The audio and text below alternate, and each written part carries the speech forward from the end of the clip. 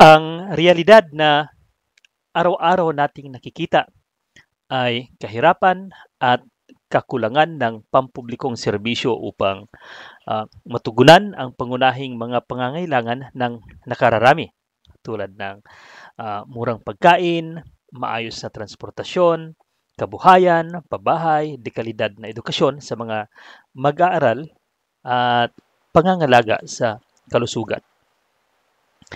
Isipin mo, ipinagyayabang ng gobyerno ang economic growth nito ngayong taon.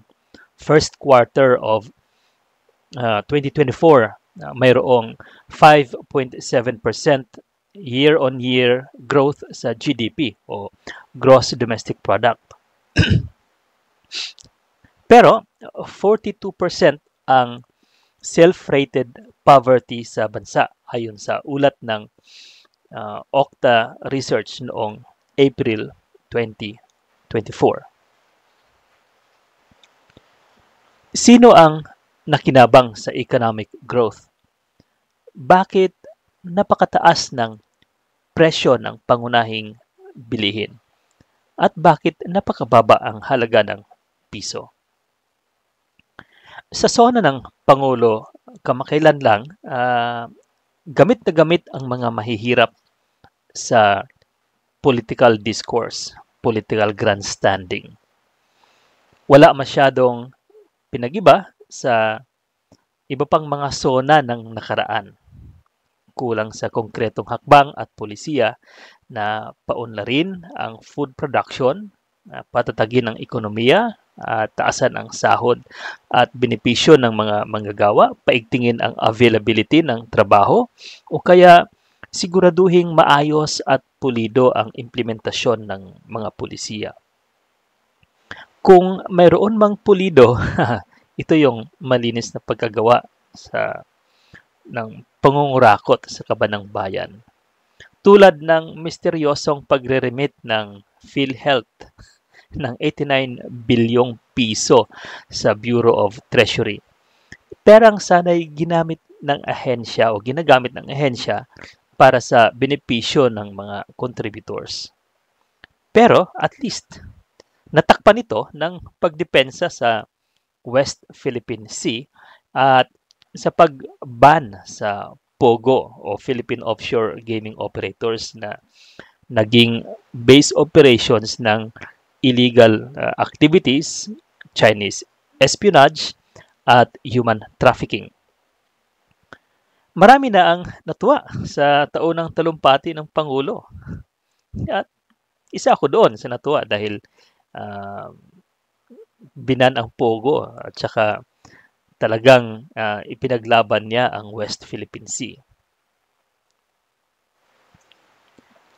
Ang daming numero sa mga nabanggit na accomplishments at budget appropriations. Ganito rin sa mga nakaraan at ngayon sa kasalukuyang administrasyon. Pero hirap na hirap pa rin ang maraming pamilyang Pilipino na makaahon dahil sa mahal ng presyo ng mga bilihin. Pangunahing pangangailangan tulad ng pagkain, gamot, kuryente, tubig, transportasyon, pabahay. Simpleng bagay lang naman sana ang mga ito. Dahil unang-una, lahat ay nangangailangan. Kaya nga, pangunahing mga pangangailangan kung tawagin. Pero bakit ginagawa nating komplikado ang mga bagay-bagay? Mas pinipili ng iilan ang makalamang sa kapwa. Di bali nang maghirap ang iba basta't salba ang sarili. At labis-labis pa ang resources sa gitna ng kawalan ng mahihirap sa lipunan. At ang matindi pa nito, mukhang ang pananampalataya ay ginagamit upang mananatiling naghihikahos ang milyon-milyong mga Pilipino. May ilang kilalang pastor, ministro at TV evangelist na Pinoy ang tinitake advantage ang mga kababayan nating walang ibang makakapitan kundi ang Diyos. Yun bang pag nagsalita sila sa pulpito o entablado ay para bagang alam na alam nila ang iniisip ng Diyos. Pero ang mensahe lang naman ay mga pangako, mga false promises, at pagsipi sa Biblia na out of context. Yung tipong kukonsensyahin ka na magbigay sa Panginoon, pero ang pera ay diretso sa bank account ng simbahan o sa bulsa ng pastor. Panginoon nga naman.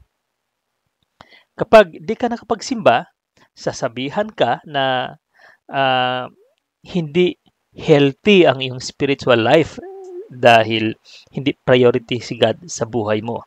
At kapag ganon, there's a certain punishment na hindi ka pagpapalain ni Lord. Kaya, kailangan mong magsimba at magbigay ng pera at panahon para sa ministry ni Lord. Read as The Pastor's Business of Marketing a Religion. Convincing people to join the church and keep going to church to give an illusion na marami na ang miyembro at mas marami pa ang mahihikayat nito. Hindi ministry ang pagsisimba tuwing linggo at pagbibigay sa simbahan.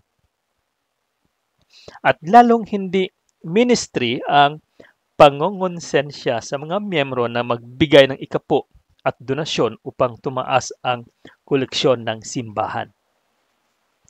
Hindi rin ministry ang paninilang sa mga unbelievers na hindi relihiyon ang iyong dala, kundi personal relationship with Christ.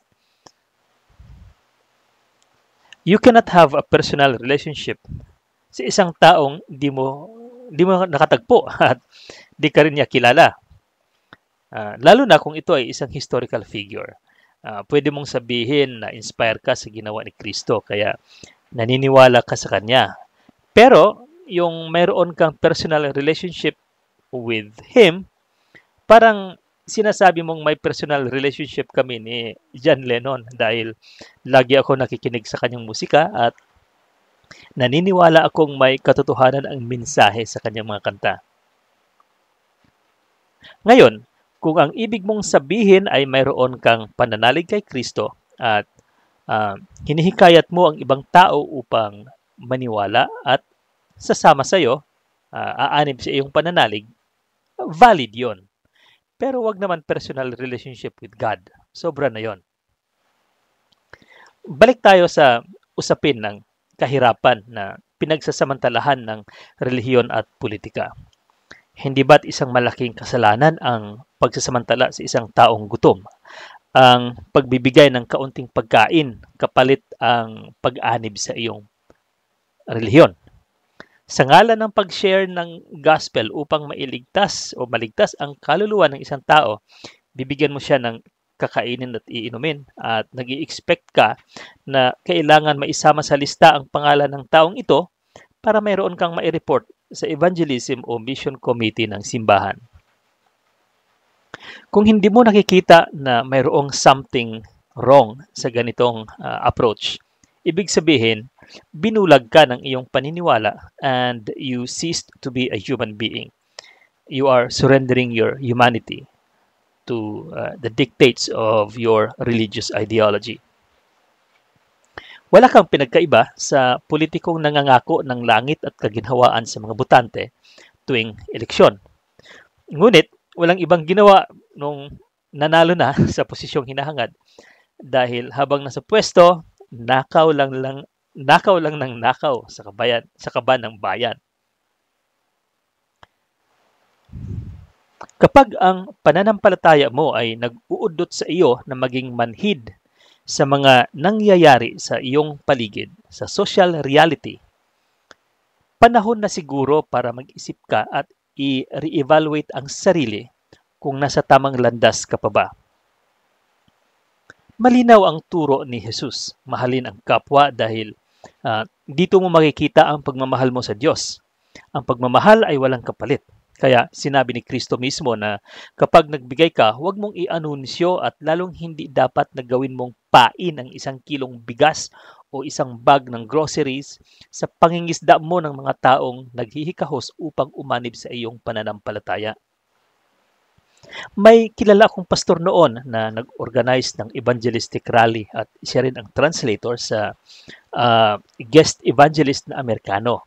Ang sabi ng Amerikano, "Who wants to receive Jesus as Lord and Savior, as personal Lord and Savior? Raise your hands." Ang translation, sino po dito ang nakatanggap na ng maliit na papel na may numero? Pakitaas ang kamay.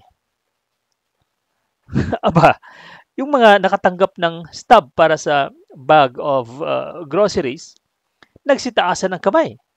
Kaya tuwang-tuwa ang Kano dahil successful ang kanyang evangelism event. Kinabukasan, linggo, grabe ang pasasalamat ng Kano sa evangelist sa tagumpay ng kanyang evangelistic event. Kaya ilang libong dolyar din ang ibinigay niya sa church at may mga pledges pa. Kaya tiba-tiba si pastor. Samantalang may isang miyembro ng simbahan na ordinaryong nagtitinda lang ng balot sa gabi. May ilang linggo na rin siyang hindi nakapagsimba dahil nagkasakit. Nang gumaling ay nagsimba at nagpasalamat sa Diyos at lumapit siya sa pastor at humiling na siya ay ipanalangin. Sabi ng pastor, "Kaya ka nagkakasakit, kapatid, dahil kulang ka sa dasal at pananampalataya. Di ka rin siguro nagbibigay ng offering sa ating Panginoon."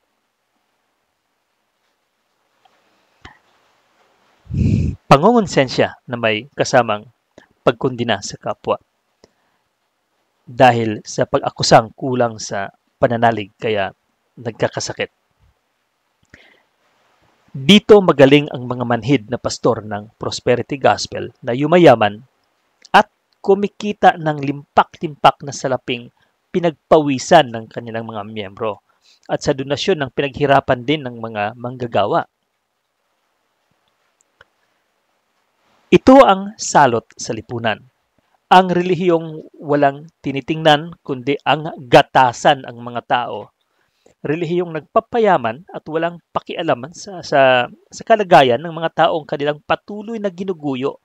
Mga mamamayang pinagkakaisahan ng mga negosyanteng gahaman, politikong walang kabusugan, at relihiyosong manhid at walang pakiramdam. Sana man lang ay maging patas tayo na kahit ang mahihina ay magkakaroon ng kasapatan na matutulog sila sa kanilang tahanan na hindi kumakalam ang tiyan at may pampagamot kung sila man ay magkasakit. Isang kumpas lang ito ng pulisiya at suporta ng gobyerno at ng mga private businesses para sa ikauunlad ng buhay ng mga ordinaryong manggagawa. Taasan ang sahod na sasapat sa araw-araw na pangangailangan.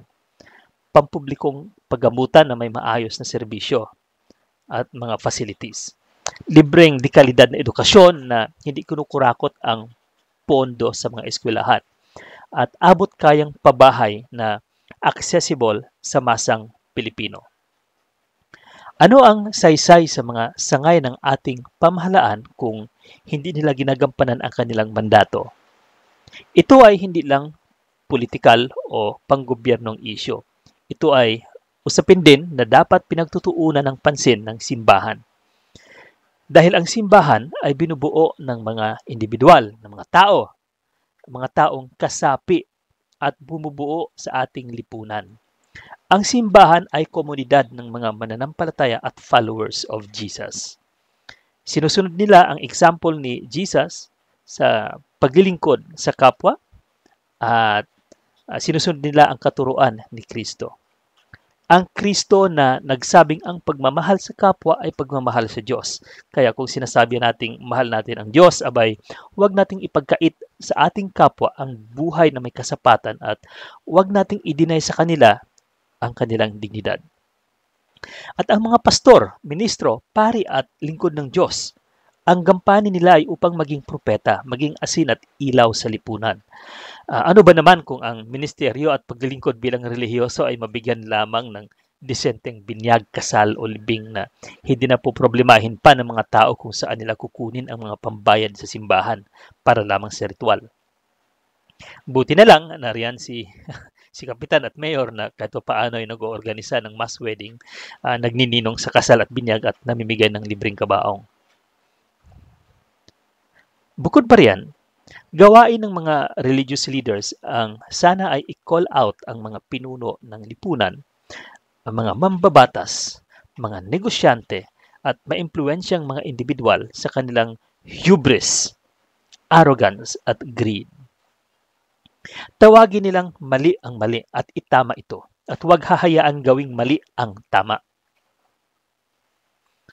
Responsibilidad ng mga propeta sa lipunan ang makipagtulungan sa iba't ibang sektor, gobyerno man at pribado, upang masolusyonan ang kahirapan at mga isyong may kinalaman sa well-being ng mga mamamayan. Ako'y naniniwala na malaki ang maiaambag ng simbahan upang pagyamanin ang lipunan at kulturang Pilipino. Kung maging bukas lamang ang mga kamalayan ng mga mananampalataya sa madilim na realidad ng ating lipunan.